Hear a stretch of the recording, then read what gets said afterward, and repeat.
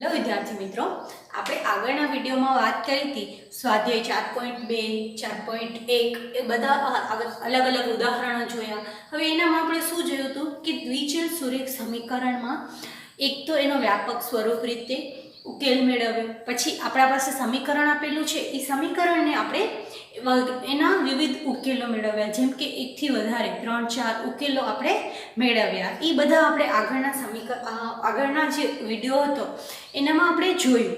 હવે આજે આપણને શું જોવાનું છે કે દ્વિચલ સુરેખ સમીકરણનો આપણે બીજગણિતની રીતે તો ઉકેલ મેળવ્યો, પણ એને આપણને યામ ભૂમિતિની રીતે ઉકેલ મેળવવો હોય તો આપણે એને કઈ રીતે મેળવી શકીએ. આગળ તમે યામ ભૂમિતિ એટલે તો તમે ભણી જ ગયા હશો, એટલે યામ ભૂમિતિ એટલે તમને ખ્યાલ આવી ગયો હશે કે આ જે આપણને બિંદુ જે આપણને દ્વિચલ સુરેખ સમીકરણનો ઉકેલ મેળવવાનો છે એ કોઈ સમીકરણમાં ગણતરી કરીને નહીં, પરંતુ આપણને એક આલેખ દોરી અને એના ઉપર દ્વિચલ સુરેખ સમીકરણનો ઉકેલ મેળવવાનો છે. તો ચલો આપણે દ્વિચલ સમીકરણ સુરેખ જે ઉકેલ છે એ હવે યામ ભૂમિતિ આલેખ દ્વારા જોઈએ કે એનો ઉકેલ કેવી રીતે મેળવવામાં આપણે થોડુંક જોઈએ. પાછું અહીંયા એ જ ઉદાહરણ લઈને આપણે અહીંયા આગળ જોઈએ કે કેવી રીતે શું કરવાનું છે. તો સૌ પ્રથમ તો આપણે ઉદાહરણ 3માં જોયું હતું. ઉદાહરણ 3માં એક સમીકરણ આપેલું હતું x + 2y = 6, એટલે x + 2y = 6 એ આપણને એક સમીકરણ આપેલું હતું. હવે આ સમીકરણના આપણને અલગ અલગ ઉકેલો મેળવવાના હતા કે જે x અને y ની કિંમત મૂકતા આપણને 6 મળે. આપણે આગળ કરેલું જ છે. તો એમાં આપણને અલગ અલગ 4 ઉકેલો પણ લીધા હતા કે એક 0 અને 3. હવે 0 એટલે અહીંયા x ની કિંમત જે છે એ આપણે 0 લેશું અને y ની કિંમત આપણે અહીંયા 3 લેશું, તો આપણને અહીંયા 6 મળશે. એવી જ રીતે આપણે અહીંયા બીજા ઉકેલના બિંદુ જોયા. હા, તો આપણે અહીંયા એ ઉકેલો મેળવ્યા હતા. જે હવે આપણને યામ ભૂમિતિમાં એક દર્શાવવા માટે ટેબલ સ્વરૂપે આપણે એને પહેલાં તો કોઈ પણ વાત હોય તો આપણે એને સૈદ્ધાંતિક રીતે દર્શાવવું પડે. હવે સૈદ્ધાંતિક રીતે દર્શાવવા માટે આપણે યામ ભૂમિતિમાં એક ટેબલ સ્વરૂપે આ જે બિંદુઓ છે એને આવી રીતે આપણી સમજ માટે આપણે દર્શાવી શકીએ છીએ, પણ એક ટેબલ સ્વરૂપે આપણને દર્શાવવું પડે. તો સૌપ્રથમ આપણે અહીંયા જોઈએ તો આપણે અહીંયા એક બોક્સમાં આપણે દર્શાવીએ તો એક જે છે એ x નું અને એક છે એ y ની કિંમતનું સ્થાન છે. તો હવે સૌપ્રથમ આપણે જોઈએ તો જે 0 છે એ x માં અને 3 છે એ y માં, ત્યારબાદ 2 અને 2, 4 અને 1, 6 અને 0, આવી રીતે 4 બિંદુઓ આપણી પાસે x અને y ના આપેલા છે. આ ઉકેલો છે. હવે એ ઉકેલને આપણે આલેખ ઉપર દર્શાવવાના છે. તો તમે સૌ આગળ જોયું કે યામ ભૂમિતિમાં આલેખ આપણે 4 પદ હોય છે. પ્રથમ ચરણ, બીજું ચરણ, ત્રીજું ચરણ અને ચતુર્થ ચરણ, એવી રીતે 4 ચરણ આવેલા હોય છે.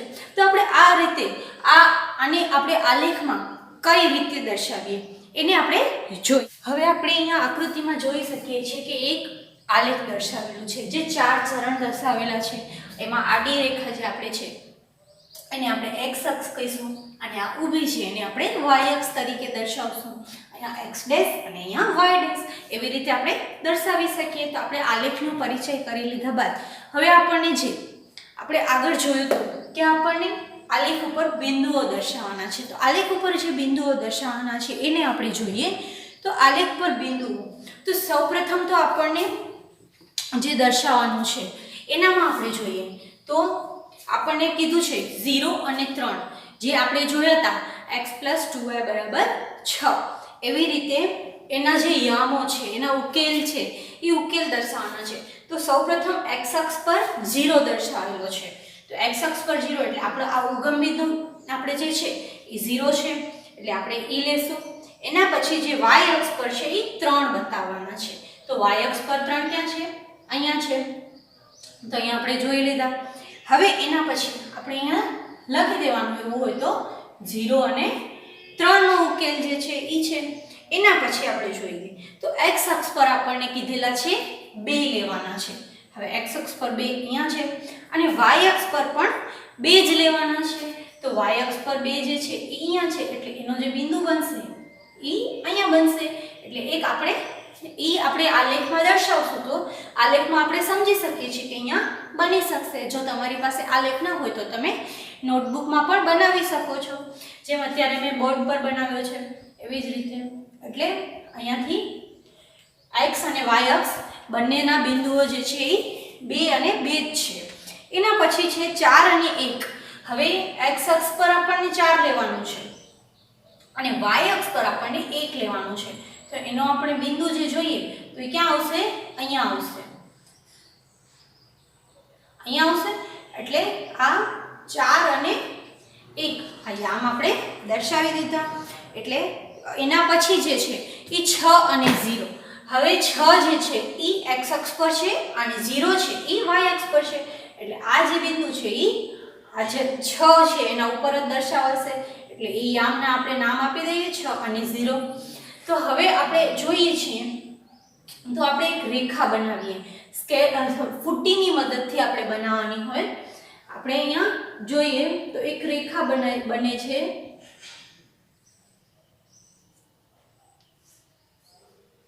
આ રેખાને નામ આપી દેવાનું x + 2y = 6. આ સમીકરણનો વ્યામ પદ્ધતિ દ્વારા ઉકેલ છે એમ આપણે કહી શકીએ. આ તમારી બુકમાં પણ આપેલું એક ઉદાહરણ જ છે.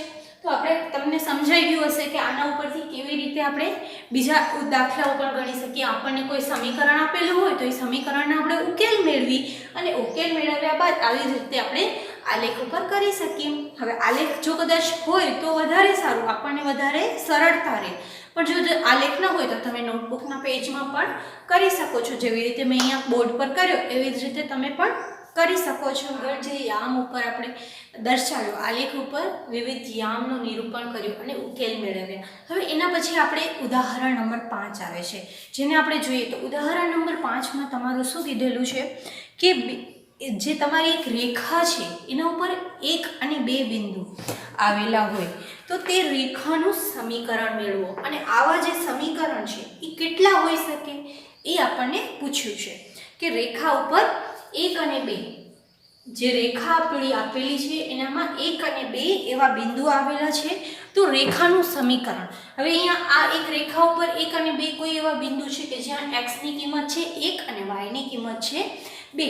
એટલે આપણે એમ ધારી શકીએ કે અહીંયા x બરાબર આપણને લેવાનું છે 1 અને y બરાબર લેવાનું છે 2.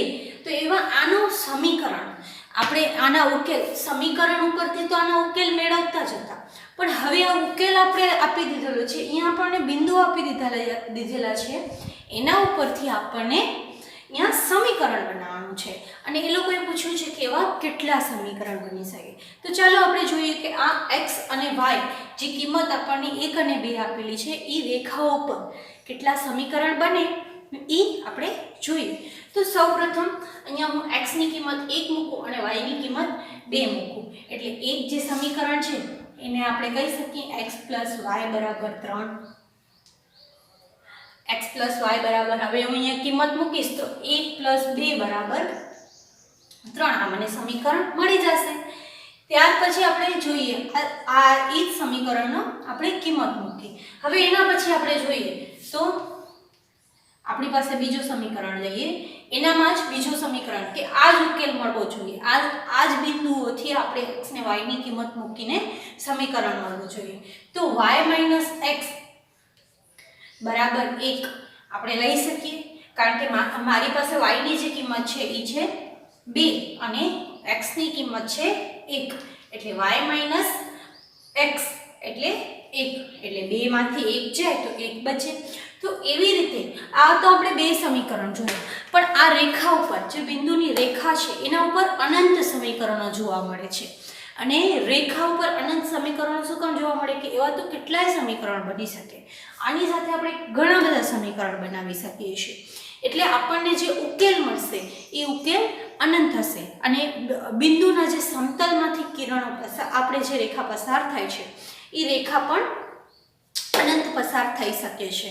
એટલે એવું નથી કે કોઈ એક જ રેખા પસાર થાય. હવે 1 અને 2 આ બિંદુઓ લઈને તો આપણે અનંત સમીકરણ અસંખ્ય સમીકરણ પણ બનાવી શકીએ છીએ અને એના જે ઉકેલ છે એ પણ આપણને અનંત મળી શકે છે. એટલે આપણે જે ઉદાહરણ 5 માં જોયું કે આપણા પાસે જે બિંદુ છે 1 અને 2 એના સમીકરણ કેટલા મળે છે, તો સમીકરણ પણ આપણને, એટલે આપણે કહી શકીએ કે આપણને સમીકરણ જે છે એ અસંખ્ય મળે છે અને ઉકેલ છે એ અનંત મળે છે, કારણ કે કોઈ પણ બિંદુ યામમાં કોઈ પણ બિંદુમાંથી અસંખ્ય રેખાઓ પસાર થઈ શકે છે, એટલે આપણે એના દ્વારા ઉકેલ પણ અનંત મળી શકે છે. હવે આપણને ઉદાહરણ નંબર 6 જોશું. ઉદાહરણ નંબર 6 માં આપણે જોઈએ તો શું આપેલું છે, સૌપ્રથમ આપણે જોઈએ તો ઉદાહરણ નંબર 6 માં આપણને એક સમીકરણ આપેલો છે અને એ સમીકરણ ઉપરથી આપણને એના ઉકેલ શોધી અને આપણને એ આલેખ ઉપર દર્શાવવાનો છે. આપણને ઉકેલ શોધવાના છે, આલેખ ઉપર દર્શાવવાનું છે અને એ સમીકરણ દ્વારા કરવાનું છે. તો આપણે સમીકરણ શું છે એ જોઈએ. સૌપ્રથમ તો x + y = 7 સમીકરણ આપેલો છે. હવે આપણે એનો ઉકેલ શોધીએ તો આપણે જોઈએ કે x + y = 7. હવે અહીંયા એવો સમીકરણ આપણને x અને y ની કિંમત લેવાની કે જ્યાં આપણને સરવાળો જે છે એ ઉકેલ 7 મળતો હોય. તો આપણે સૌપ્રથમ પહેલા જે છે એ x ની કિંમત લઈ લઈએ 0 ને બીજી જે કિંમત છે એ આપણે લઈએ 7 y ની કિંમત, તો આપણને મળી જાય 7. એટલે એના આપણે બિંદુ શું લખી શકીએ, x જે છે એને આપણે 0 લીધો અને y છે એને આપણે 7 લીધા. હવે એના પછી જે છે x ની કિંમત આપણે લઈએ 7 અને y ની જે કિંમત છે એ આપણે 0 લઈએ તો પણ આપણને 7 મળી જાય છે. તો હવે આપણે એના બિંદુઓ જે છે એ 7 અને 0 દર્શાવી શકીએ. તો હવે એવું નથી કે આપણે અહીંયા કોઈ પણ એક જ લઈ શકીએ, એટલે અહીંયા આપણે ઘણી રીતે મળી શકે છે, બીજા પણ આપણે ઘણી રીતે આને ઉકેલ મેળવી શકીએ છીએ. તો આ જે ઉકેલ છે એ બે બિંદુઓ જે છે આપણે એ બે બિંદુઓને હવે આલેખ ઉપર દર્શાવીએ. તો આપણે જોઈએ કે આલેખ ઉપર દર્શાવવાની રીતે કે આપણે કેવી રીતે આલેખ ઉપર આ દર્શાવવાના છે. તો આલેખ ઉપર દર્શાવતા પહેલા આપણને એક ટેબલ પણ બનાવવું પડશે. આપણે સિદ્ધાંત પ્રમાણે આપણે જોયું હતું, તો એ ટેબલ બનાવીએ તો એનામાં x અને y ની કિંમત મૂકવાની છે. તો જ્યાં હવે અહીંયા પહેલું જે સમીકરણ આપણે ઉકેલ મેળવ્યો એનું જે x ની કિંમત છે એ છે 0 અને y ની કિંમત છે 7. એના પછી જે બીજી છે એ x ની કિંમત છે 7 અને y ની કિંમત છે 0. એટલે આ ઉકેલ આપણે મેળવ્યો એનો આપણે એક ટેબલ બનાવી લીધો, એટલે ટેબલ ફોર્મમાં લખ્યું. હવે આપણને ઉકેલ જે છે એ આલેખ ઉપર બતાડવાનું છે કે એ આલેખ ઉપર ક્યાં આવેલું છે. આપણે મેળવ્યો પછી ટેબલ ફોર્મમાં એમાં લખ્યું. હવે એનામાં આપણે જોયું હતું કે આપણને સૌપ્રથમ જે ઉકેલ મળ્યો એનામાં x ઉપર જે છે એ આપણને 0 છે અને જે y ઉપર છે એ આપણને 7 છે. તો હવે x ઉપર 0 અને y ઉપર 7 એટલે આપણને જે બિંદુ છે એ અહીંયા મળી જશે. તો આપણે જોઈએ તો અહીંયા જે 7 ઉપર છે એ અહીંયા જોયું અને 0 જે છે એ ઉગમ બિંદુ છે એટલે અહીંયા જ છે. હવે એના પછીનો જે બીજો ઉકેલ છે એ આપણે જોયું કે x ઉપર 7 છે અને y ઉપર 0 છે. તો હવે એ આપણને મેળવવો હોય તો અહીંયા જે છે x ઉપર જે છે x અક્ષ એટલે આપણી આ આડી રેખા અને y અક્ષ એટલે ઊભી રેખા. તો આપણે અહીંયા જે છે એ 7 ઉપર બીજા ઉકેલમાં આપણે જોયું હતું કે x ની કિંમત આપણે લીધી હતી 7 અને y ની કિંમત આપણે લીધી હતી 0. તો હવે આ આપણે એના ઉકેલો દર્શાવ્યા. અહીંયા આપણે જોયું તો y ઉપર 7 છે એટલે 0 ને 7 અને અહીંયા જે આપણે જોયું એ છે 7 અને 0. આ આપણે ઉકેલ મળી ગયા. હવે ઉકેલ મેળવ્યા પછી આપણે એક રેખાથી એને જોડવાનું હોય છે. તો આપણે એ રેખાને જોડીએ.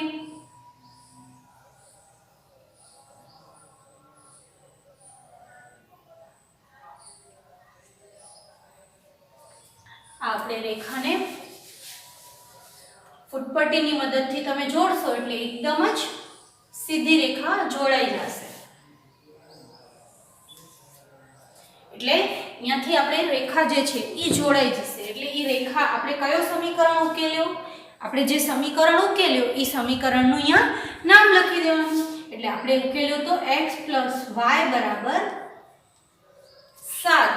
એ આપણે સમીકરણ જે હતો આપણને ઉદાહરણ 6 માં પહેલા સ્ટાર્ટિંગમાં જ આપણને જે સમીકરણ આપ્યો હતો એ સમીકરણને આપણે ઉકેલ્યો. એના બે ઉકેલ મળ્યા જે આપણને ટેબલના ફોર્મમાં આપણે દર્શાવ્યો કે એક જે છે x અક્ષ ઉપર 0 લીધો અને y અક્ષ ઉપર 7 લીધા, અને બીજામાં y અક્ષ ઉપર 0 લીધો અને x અક્ષ ઉપર આપણે 7 લીધા.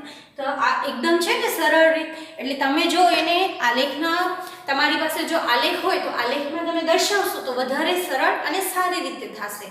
અને જે તમારે આ રેખાઓ દોરવાની છે એ પણ તમે ફૂટપટ્ટીની મદદથી દોરશો તો તમને વધારે સરળ અને યોગ્ય, એટલે એકદમ સ્વચ્છ આલેખ તમારો બનશે.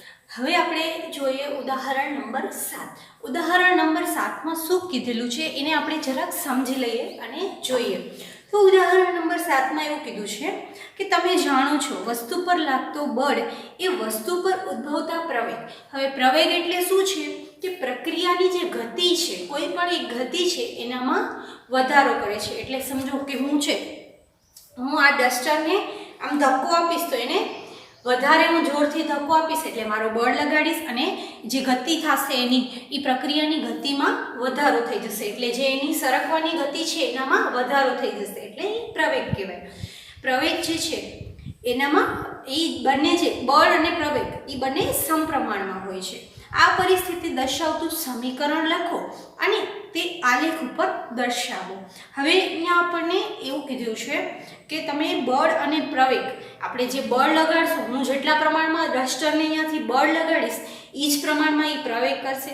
હું જોરથી ધક્કો મારીશ તો એ જોરથી સરકશે, અને જો હું ધીમે ધીમે એને ધક્કો મારીશ પણ જો લીસું હશે તો એ સરકી જશે, પણ ખરબચડું હશે તો એ પણ નહીં સરકે. એટલે પ્રવેગ અને બળ એ બંને સમપ્રમાણમાં છે, એક જેટલા જ પ્રમાણમાં છે એવું એણે કોઈ કીધું છે. હવે આપણે એનો ઉકેલ જે છે એ આપણે જોઈએ તો અહીંયા જે છે આપણે બળ છે એને આપણે y લઈએ છીએ કે બળ જે છે એને આપણે y લઈ લીધું. બળ બરાબર y કીધું અને ઉત્પન્ન થતો જે પ્રવેગ છે એને આપણે x કીધો. હવે અહીંયા જે પ્રવેગ ઉત્પન્ન થાય છે એટલે કોઈ પણ વસ્તુ પર ધક્કો લગાડતા જે પ્રવેગ ઉત્પન્ન થાય છે એને આપણે x કીધો.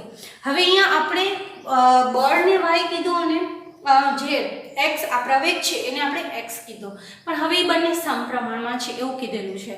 તો હવે બંને જો સમપ્રમાણમાં હોય ત્યાં હવે આપણને અહીંયા વસ્તુ જે છે, કોઈ પણ વસ્તુ જેના ઉપર આપણે બળ લગાડશું એ વસ્તુ પણ હશે.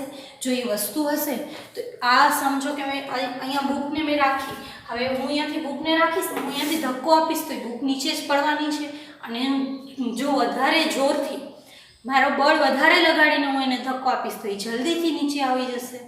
તો એવી જ રીતે કોઈ પણ આ વસ્તુ જે છે મેં એ વસ્તુને ધક્કો આપ્યો તો એ વસ્તુને જે ધક્કો આપ્યો તો એનું પણ કંઈક તો વેલ્યુ હશે જ.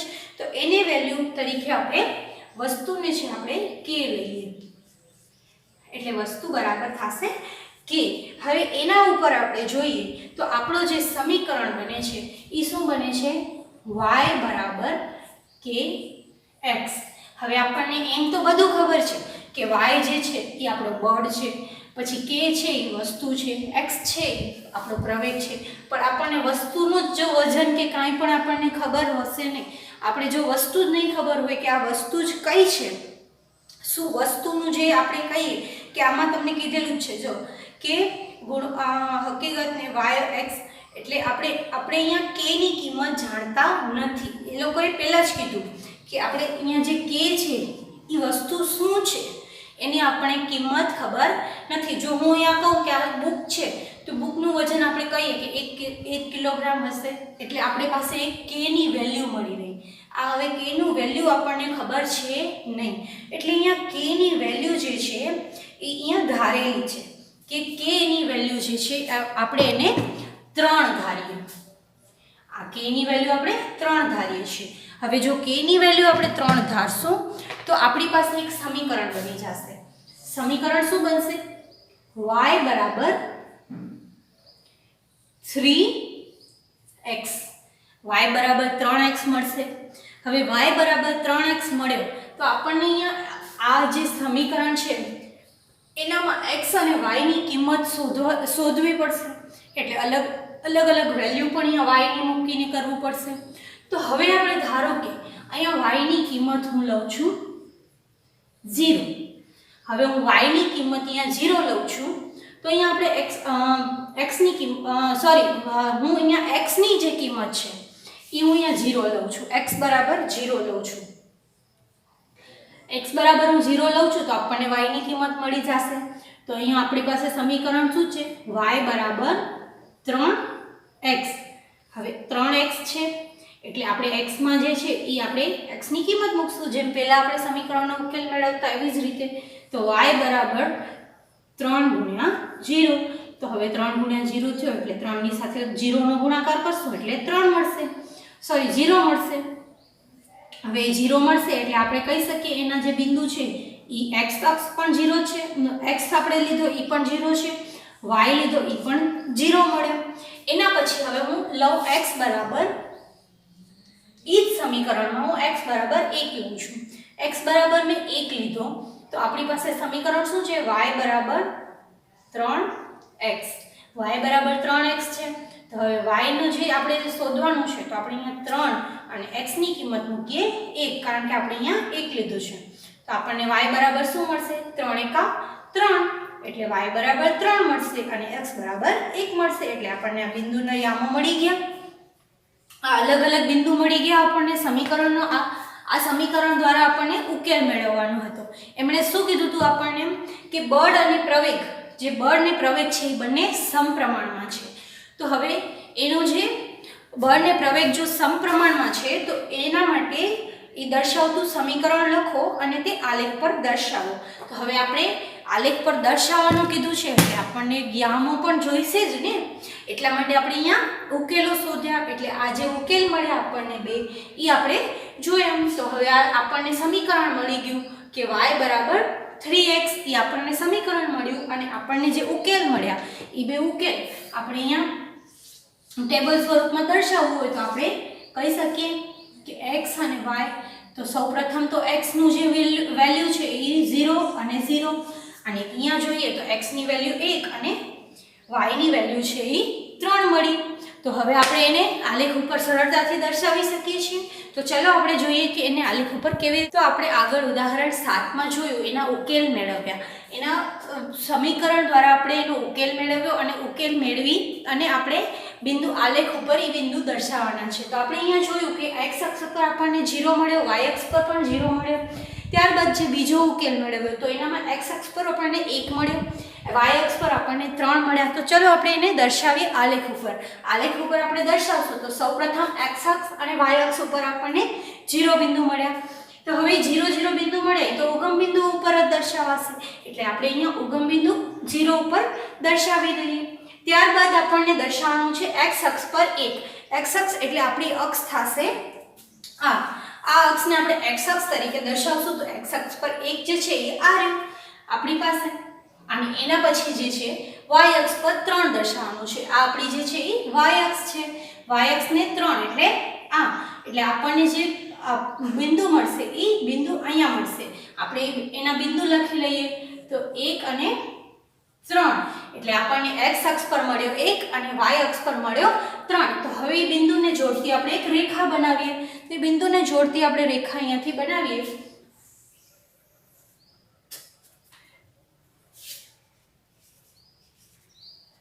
તમે આને ફૂટપટ્ટીની મદદથી જોડીને બનાવશો એટલે તમારી એકદમ ક્લિયર અને ચોખ્ખી રેખા બનશે. હવે એ રેખા ઉપર આપણને નામ આપવું પડશે. આપણે કયો સમીકરણ લીધો તો આપણને સમીકરણ કયું મળ્યું હતું? y બરાબર 3x.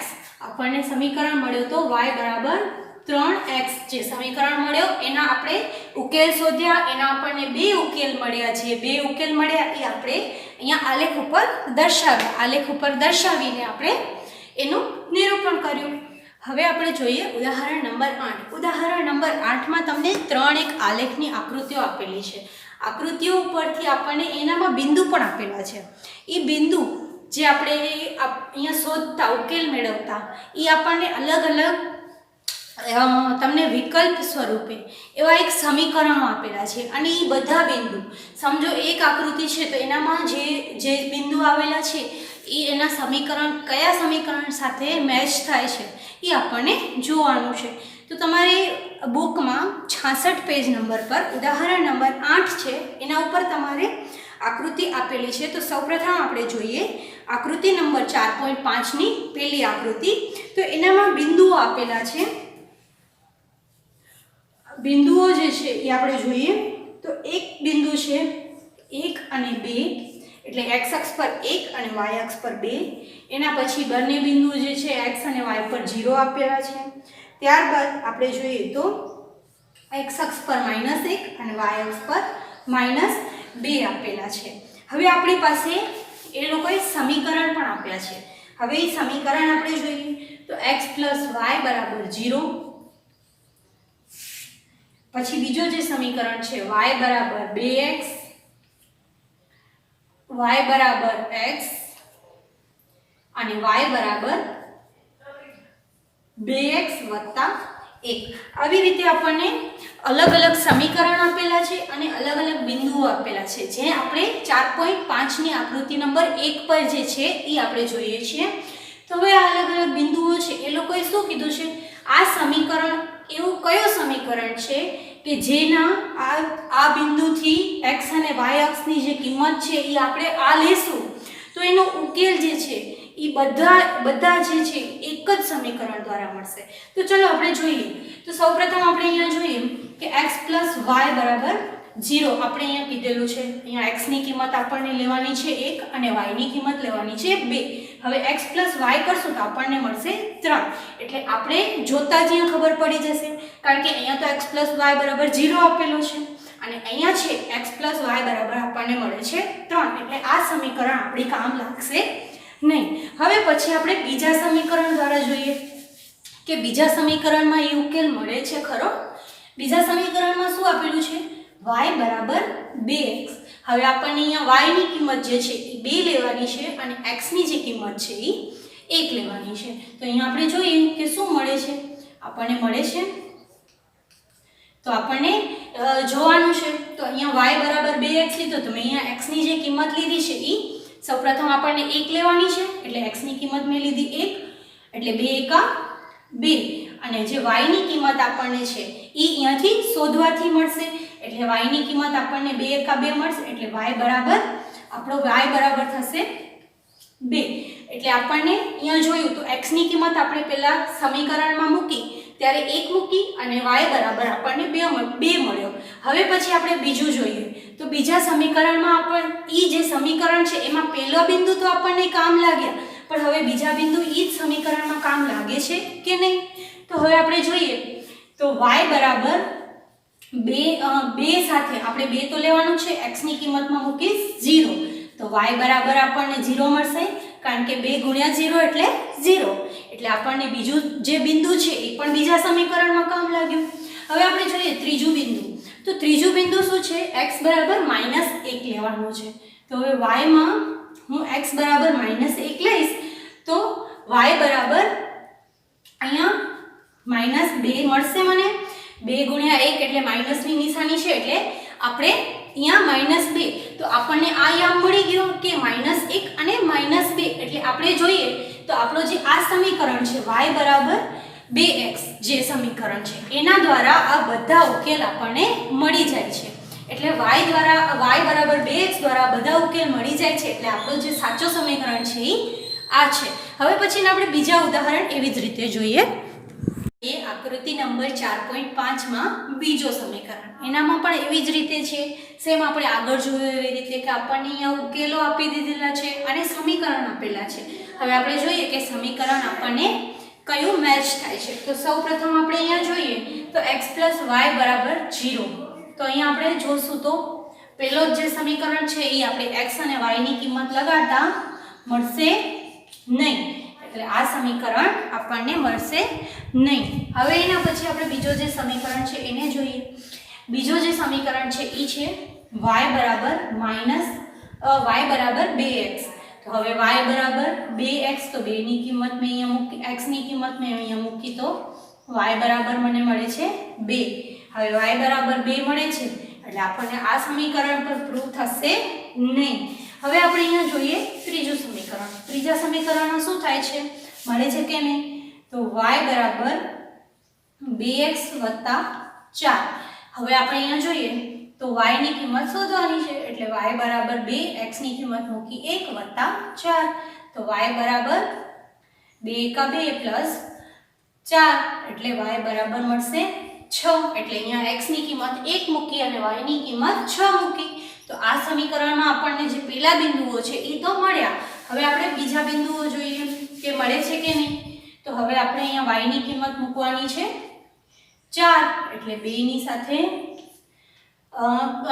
સાથે x ની કિંમત મૂકીશ 4 વત્તા 4 એટલે અહીંયા 2 ની સાથે 0 નો ગુણાકાર એટલે 0 વત્તા 4 એટલે y ની કિંમત મળશે મને 4.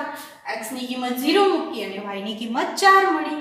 એટલે એ બિંદુ પણ આપણને સમીકરણ સાથે મેચ થયો. હવે આપણે બીજું જોઈએ કે y ની કિંમત આપણને અહીંયા મળે છે કે નહીં ત્રીજા બિંદુમાં. તો y બરાબર આપણને લેવાના છે x બરાબર છે -2 વત્તા 4. હવે y બરાબર માઈનસ છે એટલે આપણે ગુણાકારમાં માઈનસની નિશાની આવશે વત્તા 4. તો હવે y બરાબર થયો 0.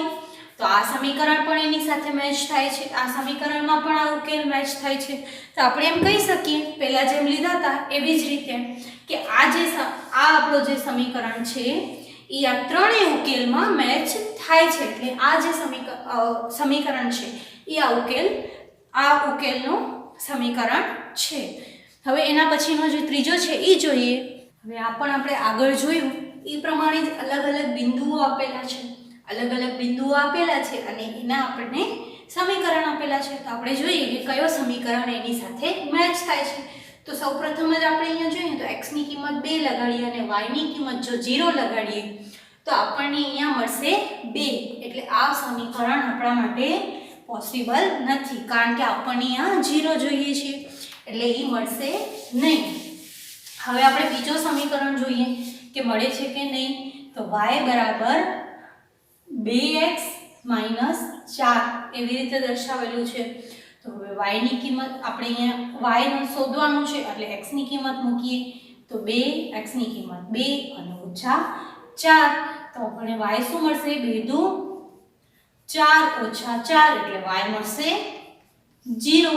તો અહીંયા આપણને x ની કિંમત 2 મૂકતા અહીંયા y ની કિંમત જે છે એ 0 આવી. એટલે આ બિંદુ માટે આ સમીકરણ છે એ સાચું છે. તો હવે આગળના ત્રણ બિંદુ માટે જોઈએ કે એ સમીકરણ સાચું છે કે નહીં.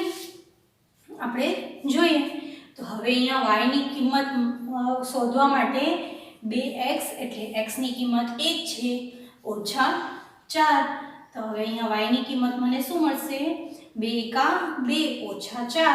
હવે 2 ઓછા 4 કરીશ તો મને મળશે -2 કારણ કે 2 માંથી 4 જશે એટલે -2 રહેશે. તો આ બિંદુ માટે પણ એ સાચું છે. હવે આપણે નંબર 3 માટે જોઈએ. નંબર 3 માટે આપણે અહીંયા જોઈએ તો આપણી પાસે શું છે x ની જે કિંમત છે એ છે 0. x ની કિંમત 0 છે એટલે હું 2 ગુણ્યા 1 0 કરીશ એટલે 0 અને -4 એટલે અહીંયા જે 0 અને -4 આપણને મળી ગઈ. હવે એના પછી આપણે y ની કિંમત મળી ગઈ. હવે એના પછી આપણે x ની કિંમત લેવાની છે એ -1 છે. હવે -1 એટલે -2 થઈ જશે કારણ કે 2 એકા 2 અને માઈનસની નિશાની લાગશે એટલે -2 ઓછા -4. તો હવે માઈનસ માઈનસ પ્લસ થશે પણ નિશાની તો માઈનસની જ લાગશે એટલે આપણને મળશે -6. તો આના માટે પણ આ સમીકરણ આ બિંદુ માટે પણ આ સમીકરણ એ સાચું પડ્યું. એટલે આપણે કહીએ તો y બરાબર 2x ઓછા 4 જે સમીકરણ છે એ આકૃતિ નંબર 4.5 માં ત્રીજા માટે એ બરાબર છે. એટલે આપણે ઉદાહરણ નંબર 8 સુધી જે સોલ્વ કર્યો એનામાં આપણે જોયું કે અલગ અલગ આલેખ પર આપણને બિંદુઓ આપેલા છે. એ બિંદુમાં આપણે એ બિંદુના સાથે સમીકરણ પણ આપેલા છે અને એ સમીકરણના ઉકેલ સ્વરૂપે આપણને શોધવાનું હતું તો એ આપણે શોધ્યું.